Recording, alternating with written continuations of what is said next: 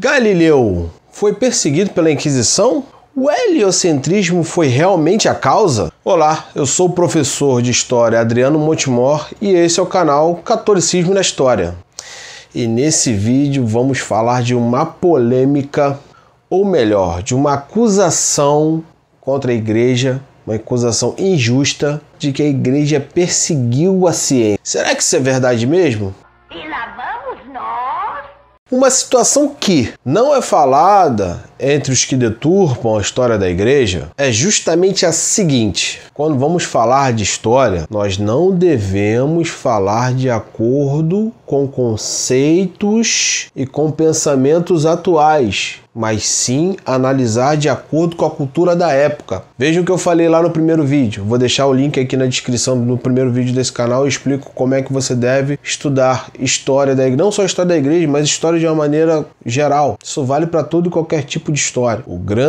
Vou repetir mais uma vez aqui, o grande desafio do profissional de história é de mergulhar na cultura do povo da época que está sendo estudado. O fato que eu vou explicar agora aconteceu bem no meio do século XVI. Foi o século que a Igreja atravessou uma grande crise com a Revolução Protestante. Foi o século que foi realizado o Grande Concílio de Trento, que foi desde 1546 até 1563. A fé nesse tempo era o que movia a sociedade. As pessoas viviam voltadas para Deus. Qualquer coisa que fosse contra a fé era duramente combatida, criticada. Toda essa celeuma que foi criada com essa situação do Galileu, que até então ele era adepto do copernicanismo. Copernicanismo, até aqueles idos do século XVI, era a teoria do astrônomo polonês Nicolau Copérnico. Essa teoria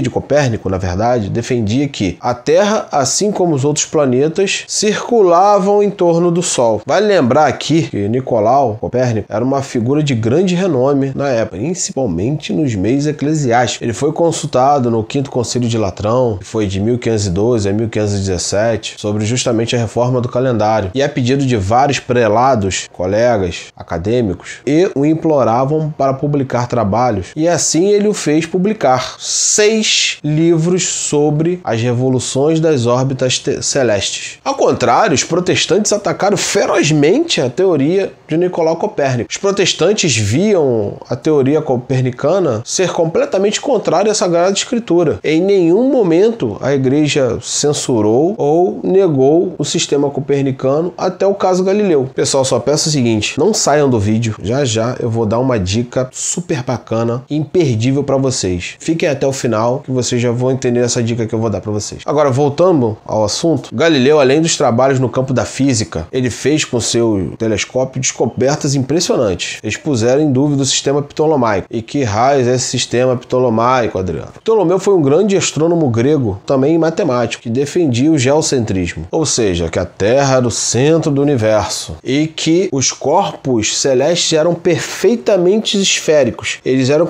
era uma bola perfeita, sem problemas nenhum. Assim, não tinha ranhuras, não tinha deformação. A Lua era uma bola perfeita, os planetas eram uma bola perfeita. Até mesmo as estrelas, para Ptolomeu, eram perfeitamente redondas. Ah, agora eu entendi! Aí, no caso, Galileu descobriu que tinham montanhas na Lua, o que fez com que caísse essa velha teoria de Ptolomeu. Ele descobriu 4 luas em Júpiter, dentre outras várias descobertas também, que os astrônomos antecessores não observavam. Além das fases de Vênus, foi também uma grande evidência para a veracidade do sistema copernicano. A princípio, Galileu e toda a sua obra foi muito bem acolhida, que fique claro isso. Galileu ele foi muito bem festejado devido a essas descobertas. No ano de 1610, o padre Cristóvão Clavius, eu acho que é assim que se fala, Clavius, grande matemático daquela época. Vale lembrar também que ele foi um dos que ajudaram a realizar o calendário gregoriano, que são esses que a gente tem até hoje, nosso calendário, que inclusive entrou em vigor em 1582. Comunicou a Galileu que ele e seus amigos pesquisadores, cientistas jesuítas, tinham confirmado todas as evidências e as descobertas feitas por Galileu. O astrônomo escreveu aos seus amigos, abre aspas, "Tenho sido recebido e favorecido por muitos muitos cardeais, ilustres prelados e príncipes desta cidade. Mais uma evidência. O Papa Paulo V concedeu-lhe uma longa audiência e os colegas do Colégio Jesuíta organizaram um dia de homenagens para suas descobertas. Grandes descobertas, na verdade, né? Galileu estava agraciado com tantas honrarias que recebeu de cardeais, de bispos, matemáticos, líderes civis. Tudo estava indo muito bem até que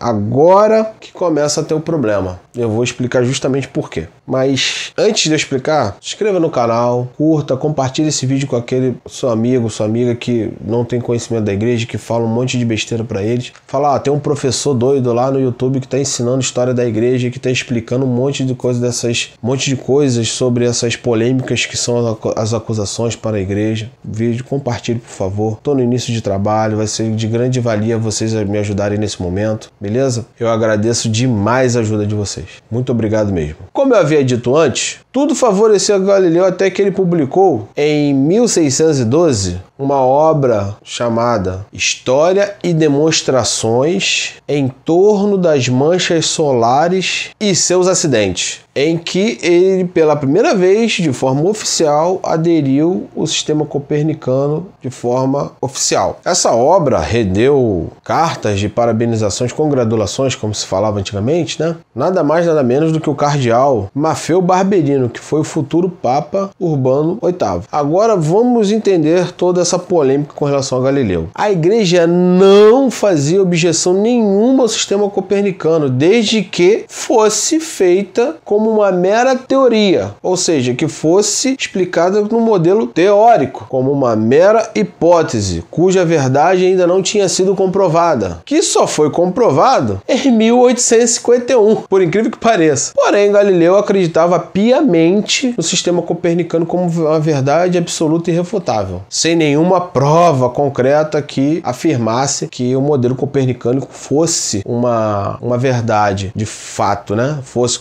devidamente comprovado cientificamente. E apesar de tudo isso, como foi tratado o compromisso de que o copernicanismo deveria ser ensinado, torna a dizer, como uma mera hipótese, ele foi lá e infelizmente sugeriu que os versículos bíblicos fossem modificados e que a Sagrada Escritura deveria ser reinterpretada. Daí ele passou a ser visto como uma figura que usurpara a autoridade dos teólogos. Vale lembrar que o teólogo, por muitos séculos, ele foi tido como o suprassumo da sociedade. Então, primeiro vinha a filosofia e a teologia e depois as outras ciências. Era uma hierarquia. Desde a Idade Média era assim. Os filósofos e os teólogos, eles tinham um patamar acima da sociedade para com os outros cientistas, enfim. Um grande estudioso judicial, moderno já, tá? Chamado Jerome Langford, escreveu uma posição muito útil com relação ao caso Galileu e eu vou citar aqui agora para vocês. Abre aspas novamente. Galileu estava convencido de possuir a verdade, mas não tinha provas objetivas suficientes para convencer os homens de mente aberta. É uma completa injustiça afirmar, como fazem alguns historiadores, que ninguém ouviu seus argumentos e que nunca teve uma oportunidade. Os astrônomos jesuítas tinham confirmado as suas descobertas e esperavam ansiosamente por provas ulteriores para poderem abandonar o sistema anterior e passarem a apoiar com segurança o copernicanismo. Muitos eclesiásticos influentes acreditavam que Galileu devia estar certo, mas que tinha de esperar por mais provas. É justo acusar a igreja de que a igreja perseguiu o Galileu? Tendo em vista tudo que a gente já viu aqui até o momento, é inteiramente incorreto, absurdo, dizer que Galileu foi uma vítima da incoerência, da ignorância. O próprio Galileu se recusou a qualquer ressalva para até então com a teoria copernicana e entrou de sola nos debates, que até então era somente dos teólogos. E isso tudo, a igreja estava absurdamente realmente preocupada com as acusações que os protestantes faziam, com o sentido literal bíblico, pois o modelo heliocêntrico era o que estava escrito. Por volta de 1616, depois de ter ensinado insistentemente a teoria de Nicolau Copérnico, Galileu foi avisado pelas autoridades eclesiásticas que deveria parar de sustentá-la como uma verdade. Ele estava livre para apresentar como teoria, mas não poderia apresentar como uma verdade absoluta. E assim ele seguiu com seus trabalhos. Então, em sua obra, O Diálogo sobre os Dois Grandes Sistemas do Mundo, que Galileu publicou em 1632, em que escreveu a pedido do Papa, ele ignorou a instrução e em 1633 ele foi declarado como suspeito de heresia e proibido de publicar escritos sobre o tema. Mesmo assim, publicou outros